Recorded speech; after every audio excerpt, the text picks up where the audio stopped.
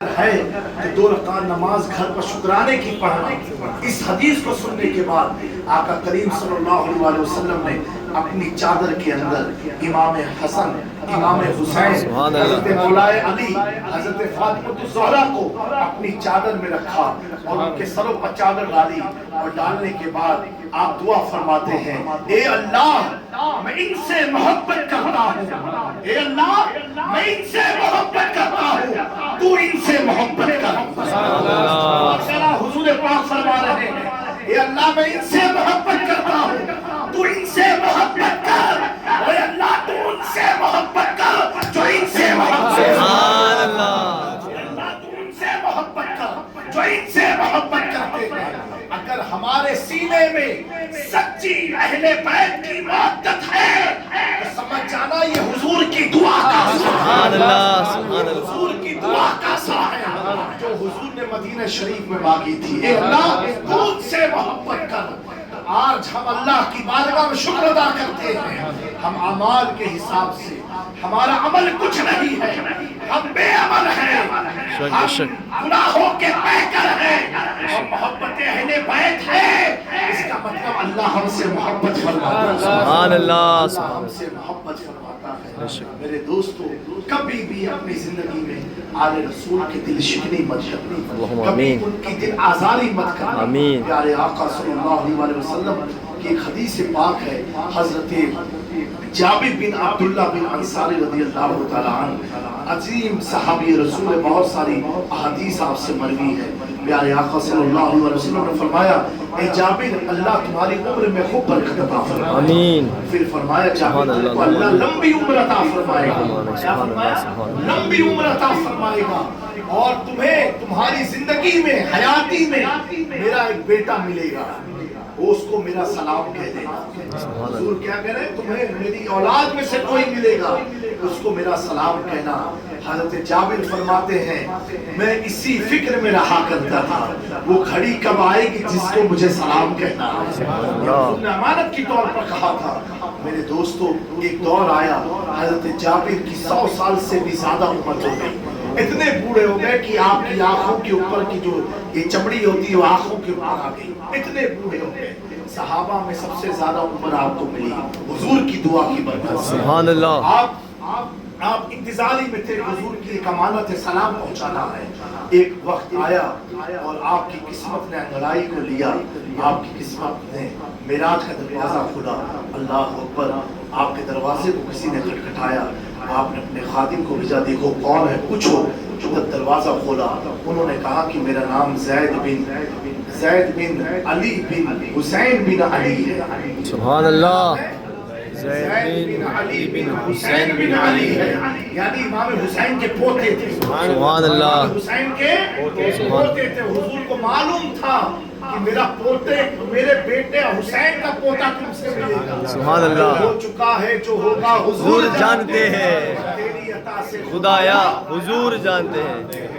حضرت زید نے جب اپنا نام بتایا اور بتایا بن علی کر کے، تو حضرت جابر سمجھ گئی آل رسول ہے، کہا گھر میں آنے کی اجازت دیتا ہوں، گھر میں آنے دو۔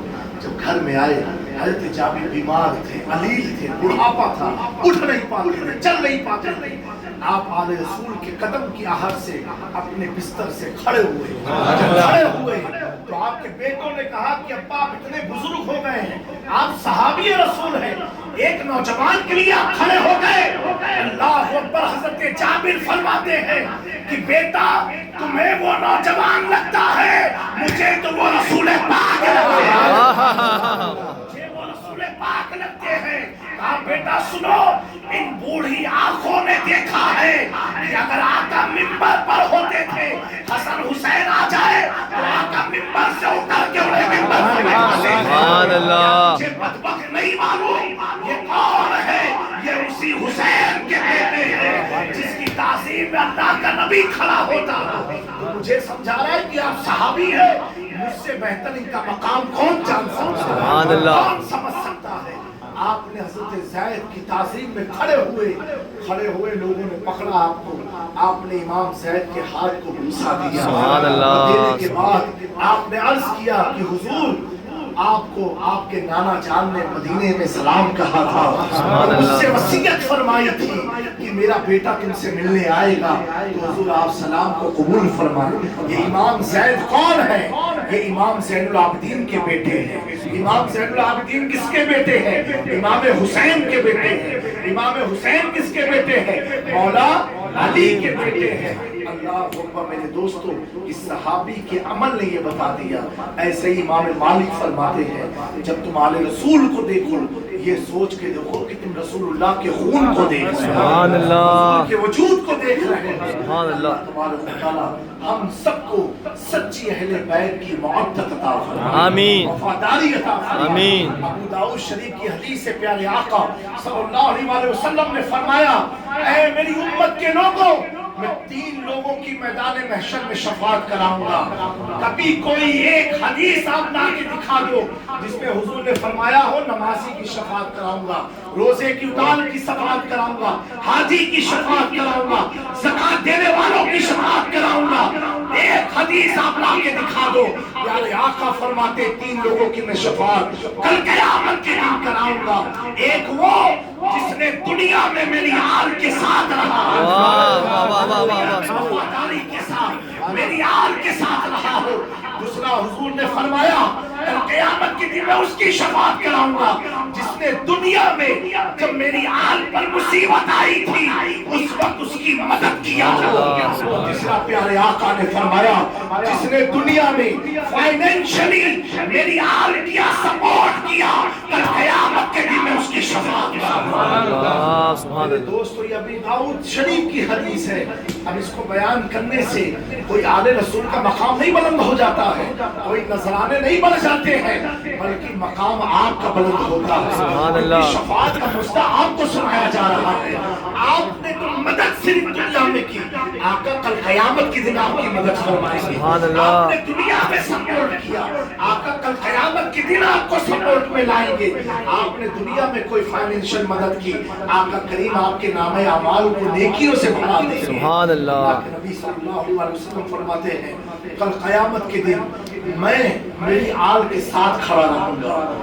तब किसके साथ? हुजूर के साथ सारे अंबिया होंगे और अंबिया के साथ हुजूर के साथ उनकी अहले बैत होगी। फिर हुजूर ने फरमाया उसके बाद हुजूर के आल के बाद जो दुनिया में मेरी आल से मोहब्बत करता था वो कल क़यामत के दिन मेरे आल के साथ खड़ा रहेगा। क़यामत के दिन मेरी आल के साथ खड़ा रहेगा। आप देखो तो सही, आला हजरत इमाम अहमद रजा बड़े आलिम थे, मुजद्दिद थे। आपके अब्बा भी बहुत बड़े आलिम थे जिन्होंने तफसीर अलम नशरह लिखी। आपके दादा भी आलिम थे, लेकिन आला हजरत अपने बाप से मुरीद नहीं हुए, अपने दादा से मुरीद नहीं हुए। अहमद रजा को मालूम है कि कल क़यामत के दिन रसूल से करीब कोई आलिम मुफ्ती नहीं, रसूल का घराना है। जो दुनिया में रसूल के घराने के साथ है, कल क़यामत के दिन रसूल की आल के साथ खड़ा रहेगा। तो आला हजरत महररा में जाकर के अपनी पेशानी को खम करके अर्ज करते हैं, दो जहां में खातिमे आले रसूलुल्लाह कर हजरत आले रसूल मुक्तदा के वास्ते। चाहते तो मुरीद हो जाते, मुरीद ना हो करके दुनिया को बताया कि प्यारे आका ने फरमाया है इन्नी तरक्तु फीकुम सक़लैन मा इन खस्तुम लन तदिल्लु। मैं तुम्हारे दरमियान 2 भारी चीजें छोड़े जा रहा हूँ, एक कुरान, एक अहले बैत। अब कोई कुरान को समझ ही नहीं सका है, क़यामत तक कोई समझ सकता है। हजरत मौला अली फरमाते हैं कि बिस्मिल्लाह के बे के नुक्ते की अगर मैं तशरीह कर दूं तो कई सैकड़ों ऊंट किताबों से नाप दी जाए, समंदर के सारे पानी सूख जाएंगे, रोशनाई बना दी जाए, फिर भी कुरान की अज़मत को कोई लिख नहीं सकता। अल्लाह के नबी ने कुरान और अहले बैत को छोड़ा है। जब हम कुरान को नहीं समझ पाए तो अहले बैत को कहां से समझ सकते हैं? जब अहले बैत को नहीं समझ पाए जाए तो कुरान को कहां से समझ सकते हैं। अपनी किस्मत पर नाज करना, अगर आप लोगों ने अपने हाथ को किसी आले रसूल के हाथ पर दिया है तो अपनी किस्मत पर नाज करना, ये सोच करके कि जिस हाथ की कीमत इतनी है कि हुसैन ने सर तो दिया, हाथ ना दिया। ये अल्लाह तेरा शुक्र है कि हुसैन की औलादों का हाथ हमारे हाथ में रखा है, हुसैन की आलों का हाथ हमारे हाथ में रखा है। करबला का मैदान हाथी की लड़ाई थी, इमाम हुसैन ने सर तो दे दिया, हाथ नहीं दिया। अब जिसके हाथ में हुसैन की आल का हाथ हो जाए, तेरे हाथ में हाथ मैंने दिया है, तेरे हाथ है लाज क्या गौसे आजम, क्या दबे जिसपे हिमायत का हो पंजा तेरा, शेर को खतरे में लाता नहीं कुत्ता तेरा, इस निशानी के जो संग है नहीं मारे जाते, हश्र तक मेरे गले में रहे पट्टा तेरा। अल्लाह तबारक व तआला आप सबका आना कबूल फरमाए, बैठना कबूल फरमाए, इबादत रियाजत को कबूल फरमाए, अहले बैत की सच्ची मोहब्बत नसीब फरमाए, सहाबा की वफादारी अता फरमाए। हम जिए तो आले रसूल की मोहब्बत में, मरे तो आले रसूल की मोहब्बत में। जिस इमाम ज़ैद को हुजूर ने सलाम कहलवाया था, ये आखिरी बात है, जिसको सलाम कहलवाया था, अल्लाह अकबर, ये वो इमाम ज़ैद के हाथ पर एक नशिश में 40,000 लोग मुरीद हुए थे। कितने? सुभान अल्लाह, 40,000 लोग मुरीद हुए थे। उस वक्त का जालिम बादशाह, हर वक्त में बादशाहों को अहले बैत से चिढ़ इसलिए होती थी क्योंकि वो सोचता था मैं बादशाह हूँ, फिर भी पब्लिक मेरे साथ में नहीं रहती है, और आले रसूल को देखती है तो भागती उनके हाथ को छूती है। ये उसको खलिश होती थी। उसको ये होता था बादशाहों को कि जब हमारी सवारी निकलती है तो ऐलान किया जाता है कि बादशाह आ रहा है, खड़े हो जाओ, तब लोग खड़े होते हैं, और ये आले रसूल गुजरते हैं तो लोग खड़े हो जाते हैं। ये उसको इसी की तकलीफ थी, इसी का हसद था। इमाम ज़ैद ज़ैनुल आबिदीन के बेटे इमाम हुसैन के पोते का जब टाइम आया तो वहाँ का जो बादशाह था वो भी इसी तरीके का था, परेशान रहा करता था। और ये परेशानी हुजूर के टाइम से इनको है, ऐसा नहीं आज के टाइम की है, हुजूर के टाइम की है। एक बहुत बड़ा बादशाह इमाम ज़ैनुल आबिदीन के टाइम पर हज करने के लिए गया, और उस वक्त इमाम ज़ैनुल आबिदीन भी हज के लिए गए थे। तो बादशाह तो अपने प्रोटोकॉल के साथ रहता है, तो बादशाह तवाफ जब कर रहा था तो क्या देखा कि खूबसूरत सा चेहरा है, उसके पीछे पब्लिक भाग रही है। पब्लिक तो छोड़ो, हजरे अस्वद जैसे देखता है उसके अंदर कपकपाहट सी आने लगती है। बादशाह पूछता है ये कौन आदमी है? कहा ये रसूलुल्लाह की औलाद है। कहा ये रसूलुल्लाह की औलाद है। प्यारे आका सूफिया फरमाते हैं हुजूर की आल की पहचान ये भी है, वो अगर हजारों में भी होंगे तो बिल्कुल उनका चेहरा नुमाया सा रहेगा, वो लाखों में भी होंगे तो चेहरा उनका नुमाया सा नजर आएगा। मैं अक्सर कहता हूँ, खानदानी तौर पर नहीं, हकीकत में बताता हूँ। आज आप देखो शेखुल इस्लाम को देखो, अहमदाबाद में अल्लामा मदनी मियाँ को देखो, अल्लाह उनकी उम्र में बरकत अता फरमाए। वो बूढ़े होते हैं तो चेहरे पर झुर्रियां लगती है, शेखुल इस्लाम को देखो 90 के करीब है, चेहरे की चमक बताती है किसी और का नहीं, मुस्तफा का खून। नारे तकबीर, नारे रिसालत, या रसूलल्लाह। मैंने जो अपने खानदान के बुजुर्गों को देखा है, अल्लाह अकबर, आप हुजूर रईसे मिल्लत को देखें, सुभान अल्लाह, सुभान अल्लाह, सुभान अल्लाह, आमीन। सबकी उम्र के हिसाब से अगर उस उम्र के लोगों से वो आप देखोगे तो चेहरे, आंखों में झुर्रियां आ गई हैं, हाथों में झुर्रियां हैं, लेकिन हजरत का चेहरा चमकता हुआ नजर आता है, सुभान अल्लाह, चमकता हुआ नजर आता है। सुभान अल्लाह। इंग्लैंड में इरफान मशदी साहब ने कहा, हजरत के जब रुखे ज़ेबा को देखा, मुलाकात हुई, इरफान मशदी साहब बहुत बड़े आलिम हैं मुल्क के, उन्होंने कहा कि हजरत आप तो चेहरे से जवान नजर आते हैं, आपके चेहरे में चमक कितनी है।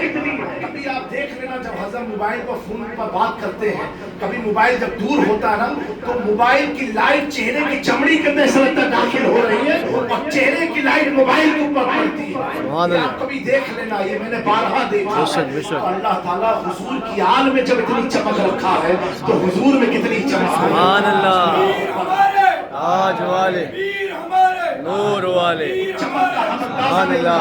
बहरहाल वो बादशाह इमाम ज़ैद के खिलाफ उसने जिहाद का ऐलान कर दिया। واقعہ مختصر میں عرض کرتا ہوں. امام زید کو لگا 40,000 تو میرے مرید ہے ہی ہیں. آپ میدان میں گئے. جب میدان میں گئے نا, اس وقت ایک آدمی کھڑا ہوا جو امام زید ہی کا مرید ہے. وہ میدان میں پوچھتا ہے, امام زید آپ مجھے یہ بتائیں کہ ابو بکر عمر کے بارے میں آپ کا عقیدہ کیا ہے؟ اللہ اکبر. امام زید فرماتے ہیں, بیٹا یہ جنگ کا میدان ہے, اگر عقیدہ ہی تجھے پوچھنا تھا تو جب مرید ہوا تھا اس وقت عقیدہ پوچھ لیا ہوتا. اب میدان جنگ میں آ کے عقیدہ کس سے پوچھتا ہے؟ کہا نہیں پہلے آپ اپنا عقیدہ بتاؤ. حضرت امام زید فرماتے ہیں, میں ان کا عقیدہ ان کے لیے حسن ظن رکھتا ہوں. جو میرے نانا کے ساتھ سوتے ہو ان کے لیے میں کیا عقیدگی رکھ سکتا ہوں. جو میرے نانا کے ساتھ سوتے ہو. اللہ اکبر. یہ جملہ سننے کے بعد بھی لوگ چلے گئے. کتنے بچے میدان میں معلوم ہے؟ صرف 313 بچے. 40,000 میں کتنے بچے؟ 313 بچے. کتنے بچے؟ 313 بچے. باقی سب چلے گئے. ان کا عقیدہ صحیح نہیں ہے. کس کے اوپر تم الزام لگا رہے ہو؟ جو جنتیوں کے سردار ہیں, جن کے بابا جنتیوں کے سردار ہیں, جن کے نانا جنتیوں کے سردار ہیں, کس کے عقیدے کے خلاف بول رہے ہو؟ اللہ اکبر. ایک صحابی کا واقعہ ہے کہ آپ فرماتے ہیں کہ ایک شخص مولا علی کو گالی بک رہا تھا. میں نے کہا تو کس کو گالی بک رہا ہے؟ جس کو حضور نے اپنی جان کہا ہے, جس کو حضور نے اپنا نفس کہا ہے, جس کو حضور نے اپنا بھائی کہا ہے, اسے گالی بک رہا ہے. میں بکتا ہوں تجھے کیا ہوتا ہے؟ اور اگر میں غلط کر رہا ہوں تو مجھ پر تو عذاب آ جانا چاہیے تھا. تجھے کیوں تکلیف ہو رہی ہے؟ میں مولا علی کو گالی دے رہا ہوں. مسلمان تھا نعوذ باللہ, وہ گالی دے رہا تھا. وہ صحابی رسول اللہ کی بارگاہ میں ہاتھ اٹھائے رونے لگے. کہا اے اللہ, اس سے پہلے مجھے موت دے دے جب تک یہ گالی بک رہا ہے.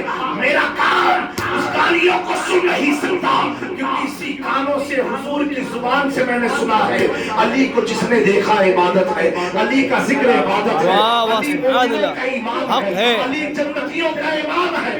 مولا علی کو گالی دے رہا ہے. اللہ اس سے پہلے تو مجھے اٹھا لے. پھر آپ فرماتے ہیں, اے اللہ ایسا بندہ جو تیرے علی کو گالی دے رہا ہے اسے نصف نابود تو کر دے مولا. اللہ اکبر. روایت میں آتا ہے صحابہ نے اتنا جملہ بولا, اللہ کو اس پر ایسا عذاب نازل ہوا کہ وہ زمین میں دھس گیا. اس کا سر صرف زمین کے باہر تھا اور لوگوں نے پتھر مار مار کر کے اسے مار دیا. جب اس سے لوگ پوچھا جاتا تھا کہ یہ زمین میں دھسا تو کیسے, تو لوگ کہتے تھے علی کی گستاخی کر کے دھسا. میرے دوستو, یہ 40,000 میں کتنے بچے؟ 313 بچے. اسی لیے آقا نے پہلے ہی فرمایا ہر مصیبت کے وقت میری آل کا سپورٹ کرنا. اگر تم کرو گے کل قیامت کے دن تمہاری شفاعت میں کرنا. سبحان اللہ. تو یہ کربلا سے لے کر کے امام زید تک, امام موسیٰ قاسم تک, حضرت امام حسن عسکری تک, جتنے امام ہیں 12, یہ سب شہید ہوئے ہیں. آج ان کی شہادت کی دینے کی ہمیں ایمان ملا ہے. بے شک. سبحان اللہ. اسی لیے ہمیشہ دعا مانگتے رہنا تو ہمیں اہل بیت کے گروہ میں رکھنا, آمین, اہل بیت کے ساتھ میں رکھنا, آمین. اب آج کا دور ہو تو کہیں گے 40,000 میں سے سب سے بڑی تعداد ان کے پاس ہے, تو یعنی وہ سچے لوگ ہیں, ہم 313 جھوٹے لوگ ہیں. لیکن اتنا یاد رکھنا, سچے 72 ہوتے ہیں, سچے 313 ہوتے ہیں, سبحان اللہ, سچے 300 ہوتے ہیں, سبحان اللہ, سچے 40 ہوتے ہیں, سبحان اللہ, سچے 40 ہوتے ہیں. جب ہزاروں ہوتے ہیں وہ سچوں کی جماعت نہیں, سچوں کی جماعت بڑی مختصر سی. سبحان اللہ. دعا مانگنا ہمیں سینکڑوں ہزاروں میں نہیں, ہمیں 100 کی گنتی میں چاہیے, آمین, اور 100 وفادار ہونے چاہیے. سبحان اللہ. اللہ تعالیٰ اہل بیت کا سایہ ہم سب پر دراز فرمائے, ہمیں ان کی محبت و محبت کی توفیق